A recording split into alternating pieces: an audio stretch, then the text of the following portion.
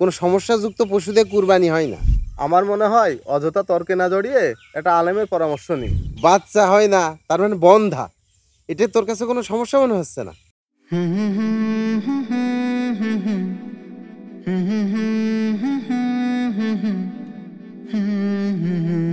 এবার কি অবস্থা? এই তো একটু মাঠে যাচ্ছি, আজকে অফিস বন্ধ তো, তাই ভাবলাম একটু কাজ করে আসি। এবার কি কুরবানি দিচ্ছিস? আমি এবার গরু কুরবানি দেব। একা একটা নাকি ভাগে? একা, তবে একটা বিষয় আছে। আমার একটা বকন গরু আছে, অনেকদিন বাচ্চা হয় না, বন্ধা আর কি। তো ভাবলাম বিক্রি না করে ওইটাই কুরবানি দিয়ে দিই।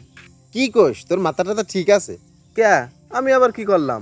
তুই জানিস না কোনো সমস্যাযুক্ত পশু দিয়ে কুরবানি হয় না? তা জানি, কিন্তু এর আবার সমস্যা কোথায়? বাহ, বাচ্চা হয় না তার মানে বন্ধা, এটা তোর কাছে কোনো সমস্যা মনে হচ্ছে না? আমার মনে হয় অযথা তর্কে না জড়িয়ে একটা আলেমের পরামর্শ নিই, কারণ আমি তুই কেউই মুফতি মুহাদ্দিস না। সুন্দর প্রস্তাব, দাঁড়া, এখানে দাঁড়িয়ে আমি তোর সমাধান করে দিচ্ছি।